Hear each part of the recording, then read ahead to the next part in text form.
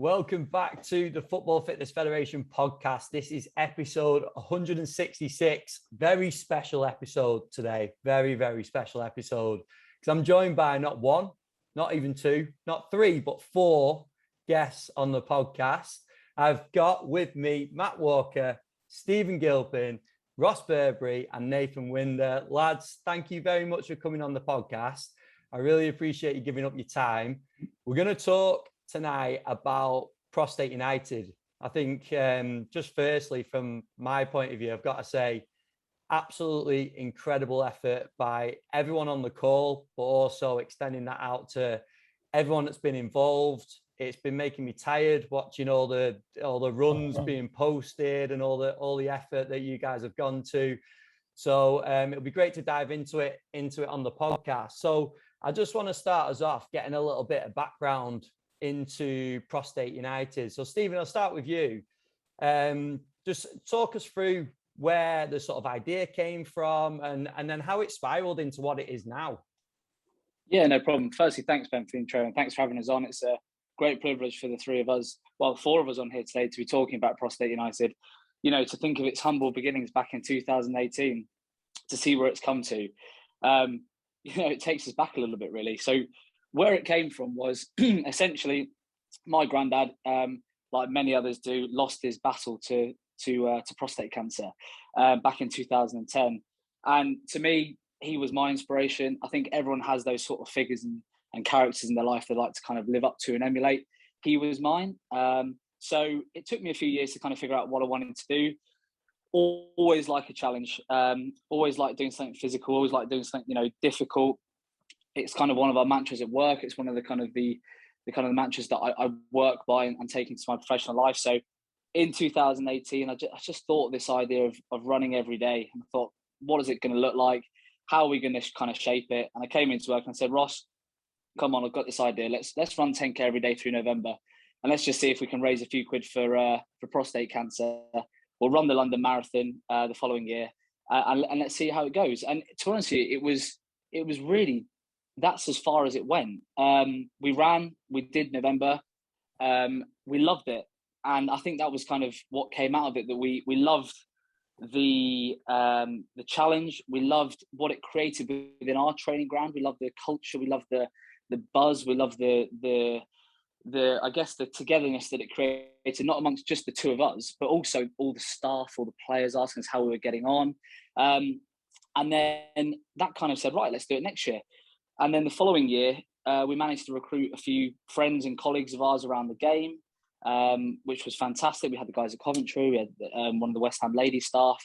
And that was where we really started to go, okay, it's not just us doing it now. So that was kind of the first 2 years. And then our breakthrough year, I think we should probably call it, was last year.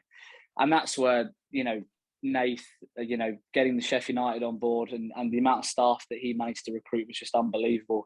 It's thanks to Nath that really we're kind of sat here where we are, because what they managed to do in terms of taking it to another level, the amount of staff he had, the fundraising that came with it, Matt as well at Cambridge. So then we recruited an awful lot more staff, an awful lot more clubs. That took the fundraising to another level. We then came up with the term last year, Prostate United. Me and Ross wanted to take it as far away from me and him as we could and kind of create its own entity. And then this year, wow, when we started talking with the guys from Prostate Cancer UK back in the start of the year about how this was going to look, I don't think any of us realised, A, we were going to get, anywhere near 350 people or 35 football clubs, and B, to raise over 100,000, but to get to 140,000 pounds this year alone was, something that we never really expected. So that's kind of a long-winded answer. Sorry about that, Ben, but that's kind of where it's come from, and that's where it is now. And yeah, it's thanks to other people that it's got to where it has, I have to say. No, it's brilliant. It's great to see like the football family coming together, isn't it? And anyone that's spent any sort of time on Twitter throughout November would have definitely seen the activities and everyone posting the runs and stuff. And it's brilliant to see. There's been some incredible work. But Ross, the momentum, like surely it wasn't expected to gather this momentum so quick, because it's been incredible, hasn't it? Yeah, well, you just said there, didn't you, Ben, the football family. And that's exactly what it's become this year. I think, exactly what Gilps has just said there about Nath. I think that was a turning point for us last year. It really was the kind of catalyst that transported Prostate United into the volumes that it has become this year, where we split the challenge from the running and the cycling. So the 10K a day and the 25K a day cycling. After having to do a couple of days cycling myself this year, I do not envy you boys at all. That watt bike, I nearly threw it through the window at the training ground. I ate that thing. So from my perspective, real big efforts from the boys on the bike. And I think that was the turning point. So Nath came up with the idea, can we do it on the bike? Luke Jenkinson at Derby did it as well. And then coming into this year, we thought, let's tier it. Everybody's got their own challenges. Everybody's got their own ways of challenging themselves. So we'll tier it. We'll have 3, 5, 10K, or we'll have the 10, 15, 25K on the bike. And that just opened the floodgates. It really did. It opened the floodgates for everyone to go, do you know what? I want a piece of this. I want to be part of this Prostate United football family. And yeah, the volumes of people that came in this year was astounding. Every single time that Matt Allstock at Prostate Cancer got in touch with us, it was another 10 have signed up, another 20 have signed up, 3 more clubs have signed up. We're just like, I can't keep up with this. This is amazing. So yeah, extremely humbling, really humbling, and never in a million years would we have thought we'd have got to the level that we are this year. Yeah, brilliant. And Nathan, what was the reason for you getting involved? Because obviously the lads have said that's been the point that sort of kicked things on, having Sheffield United and the guys there involved. What was the attraction for you? And it can't have been the sort of it was just to support the guys, really. Me personally, I've not had anybody directly associated with it, and there were a couple of people at United that had been involved with it. So it just seemed a logical thing to do, to support fellow teammates within the game on something that was a real passion for, obviously, Stephen and Ross, and it for a really good cause. And I think the pandemic, what we were all in, just brought us all a little bit closer together, and fight for a really good cause that, I think anybody would say is worth fighting for, and being such a male dominant sport, as in men's football is, it's just giving a little bit back to everybody within our team, I think. Yeah, quality. And Matt, yeah, we got it all. How did you find the month, Matt? Talk us through some of the challenges of those runs. I think the rose-tinted glasses of last year wore off pretty quick by sort of December, January, and then as it was approaching sort of September, October, thinking, oh yeah, this will be fine, absolutely fine. But yeah, I think it's just getting laced up every morning and planning it around. I know the lads will have the same thing, especially with so many fixtures in November, Saturday, Tuesday. But it was good. It was good. Lots of different people helped out, came and had a run or whatever it was. And then I found it difficult sort of 9-10 days in, because just thinking there's so long to go, So I looked at last year's times and see if I could give them a nudge. And then we were actually fortunately playing Rotherham away. So the fellas all turned up at the hotel Saturday morning, fair play, because that's no easy thing at like 7:30 in the morning on a Saturday. And yeah, we had a run around before they gave us a run around, so it was good. It was good.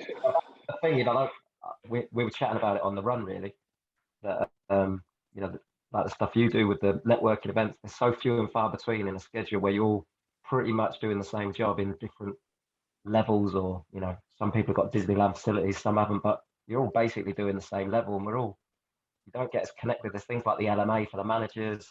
There isn't really something where we see each other in a sort of quality way. You sort of snatch 2 minutes. Dave Carolan always says at Millwall, you sort of laugh, you go, how are you as a family? Yeah, good. And then you're off, because match day's so busy. So I found that, really something I've taken out of it, just getting to know people a little bit more.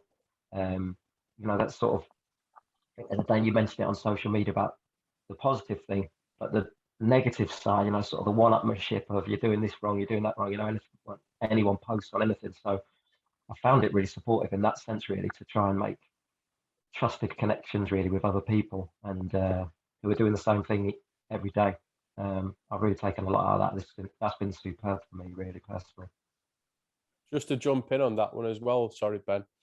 I think that's the best thing about last year and even more so this year is everybody concentrates on the fundraising total, don't they? Everyone goes, oh, we've got this, we've got that, we've managed to achieve so much more money, which, don't get me wrong, that is the main aim of the challenge, to raise money for prostate cancer.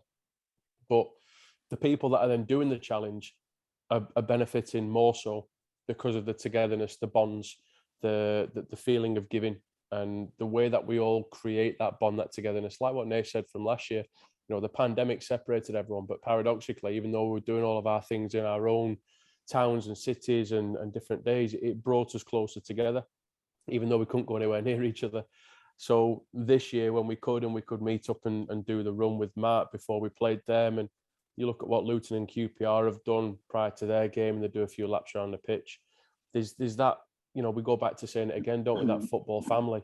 So it's amazing that we can actually spend some meaningful time with each other and talk about things that are meaningful to us, as opposed to the, yep, how you doing? Family's all right. You got much time off this weekend of the international break? Yep, brilliant, sound. I'll drop you a text, and it never happens. And that's just how it works within professional sport, because we're all too busy. But the one thing the challenge does do as well is, because it tells you have to run every day, or it tells you have to cycle every day, it allows us as people within football to then go, do you know what? I have got time and I can make time. And we always say that we're always too busy. And we are, don't get me wrong, working 60, 70 hours a week at times, and then trying to juggle that with some family life if you're lucky to have a family. But then to find time to run is difficult. To be told to run, you're going to do it. And it allows you to then shape your day a lot better and focus more on yourself as a coach, which we all need that little bit of time to ourselves. I use running as a bit of my sanctuary, if I'm honest. I need that half an hour just to take myself away, have my own thoughts, whether it's with a playlist or reflect on the day or just think about things. It allows me to go into some deep thought. But I think it's that for me is the real positive from the challenge, bringing more people in, more people together, and allowing people to understand you can make time for yourself, even when working in a busy industry. It certainly does that. And I saw some of the times that you were running, Ross, not the times it takes you to run, because that always makes me feel a bit bad about myself when I see your 10K time and things like that. But the actual times of day that you were running, and you're right, like when you've got that as something on your to-do list, you get it in, don't you? Because you're not going to miss a day when you've got this challenge set in front of you. Whereas if it was just to do a run normally, it might be something easily skipped over.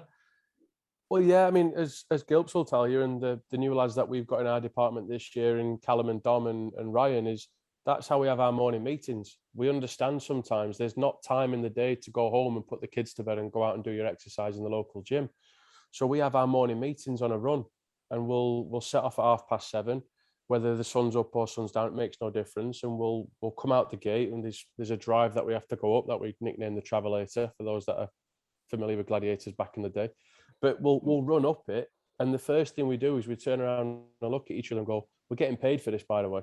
It's a great analogy to start the day off with, that we're actually exercising whilst working, and we're looking after ourselves at the same time. We haven't got to worry about paying a gym membership for the evening when we get home. We haven't got to worry about getting the kids to bed early so we can go get half an hour at the local gym. It's able to work within your life and do it in such a productive way that it benefits yourself, others, and the way that you work. So how we work really matters. But yeah, that's how we do it at Rotherham. We always have, Cal always tells us, win the morning, win the day, and we always turn around each other and go, yeah, you're right. And it's very cliche, but at the same time, you get back and you never wish you hadn't have gone for a run. You always get back and you're thankful for doing it. The hardest part's putting your shorts on, of course, but you get back and you never wish you hadn't. So, but no, that's how we do it.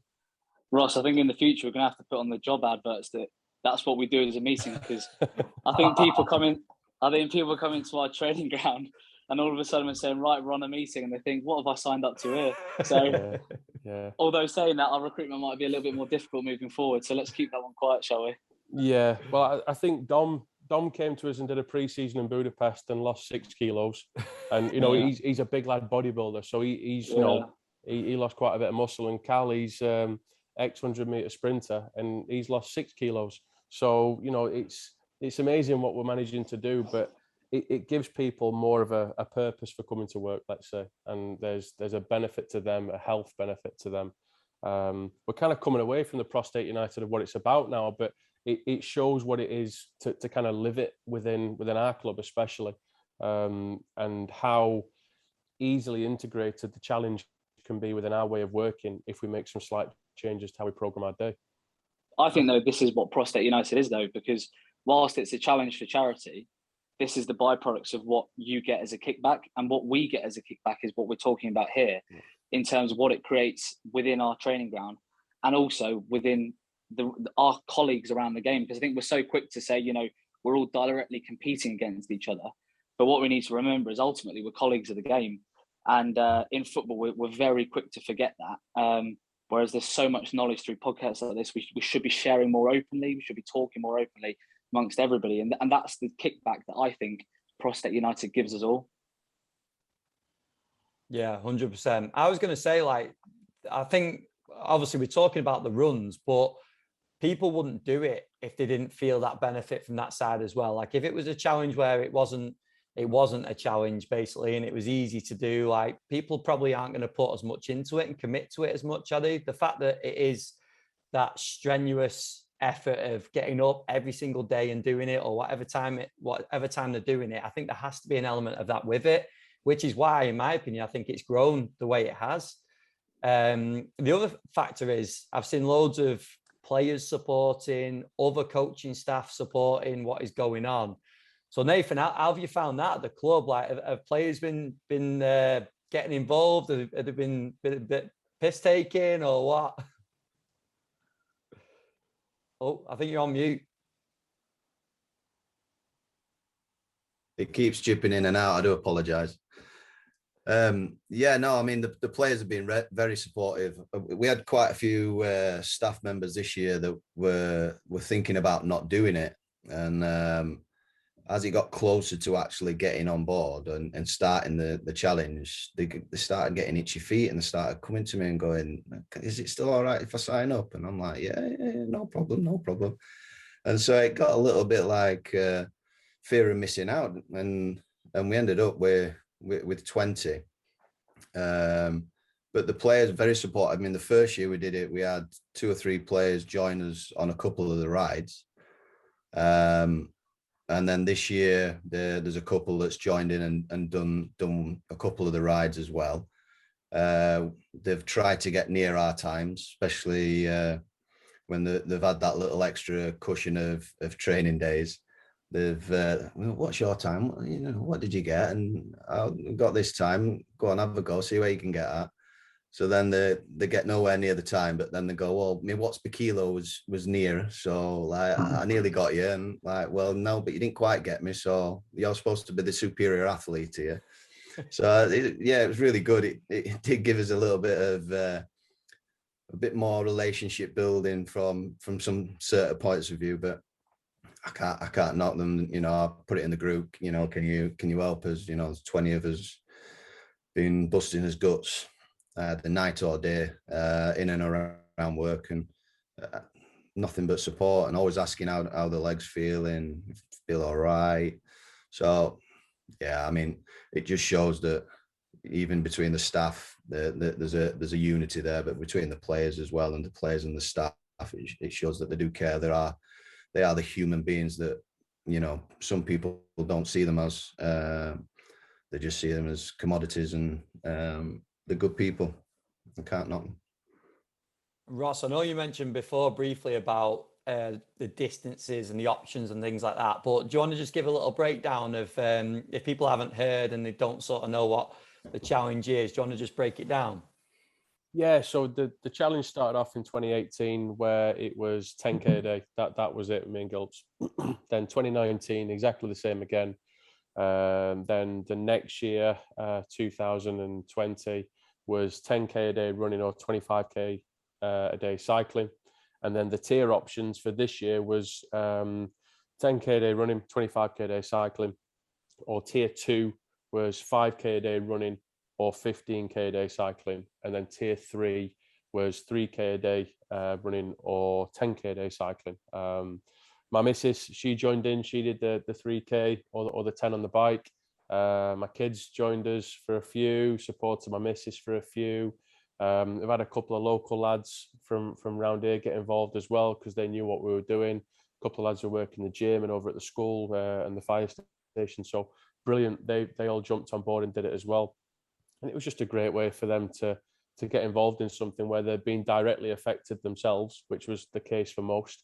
And it was lovely to see that it wasn't just exclusive to football. So it is Prostate United, but we're not precious about it staying within football. We're not precious about staying within sport.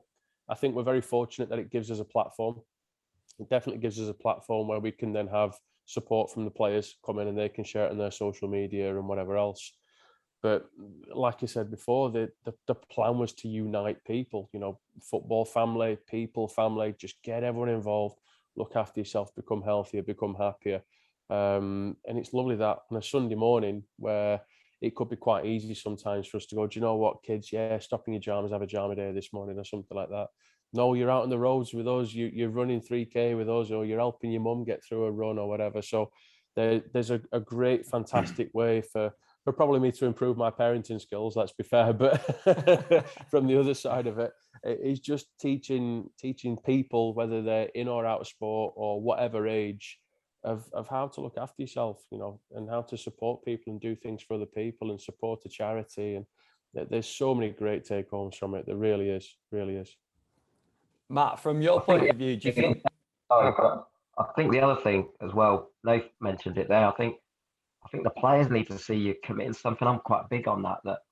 I'm into my 40s now, and you need to have some credibility with the lads about anything you're talking and telling them. But I say that to our staff all the time, and younger staff, that they need to be able to see you. You need to sort of try and do something that's, obviously you're never going to get to the level of professional sports performance that they are, but you need to commit to something. So when you're having a conversation with them about committing to it, whether it's a diet or an exercise program, whatever it may be, a stretch program, that you've got some understanding of, actually that's quite difficult. The sort of classic lines of, it takes zero talent to do X, Y, and Z, but it does take a lot of talent in terms of mindset or whatever that may be, behaviors, to commit to something day in, day out, that we're asking them to commit to day in, day out for their whole lives, for most of their 20s and into their 30s, So I think you do need that buy-in a little bit, that they look, players are never quick to give you loads of plaudits for anything, are they?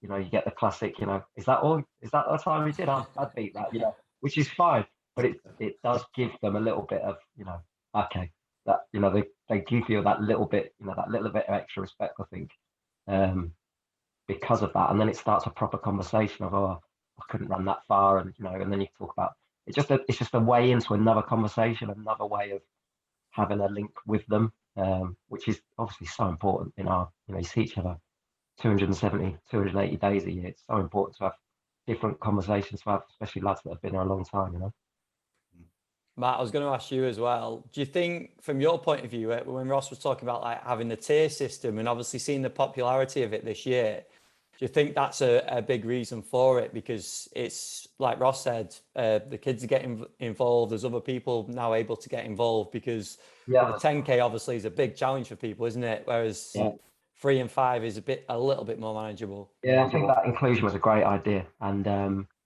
sort of planted the seed in quite a lot of staff already for next year, and a few tried to go sort of back-to-back 10K days, or, did something every day just to see what it's like. Our goalkeeping coach, Martin, he smashes away on the watt bike every day. So I've tried to get in his head about taking on one of those challenges next year, which would be good, and then it becomes, I think a lot of clubs, maybe like your training grounds, not where the rest of the sort of back office staff are. So you see them at the odd staff meeting and say hello on a match day, on a home match day maybe. So I think within your club as well, trying to build a little bit of relationship with each other and a bit more support for each other in a different way is good. And like the lads have said already, some of the clubs that have, you know, the numbers at Luton, you know, they had a special reason, obviously, with Nick Harford, but I think the numbers have been staggering with him. With some clubs, it's been fantastic, and even like Jake with Game Changer, you know, they had a lot of their staff doing it. It's been great. It's definitely something that I think will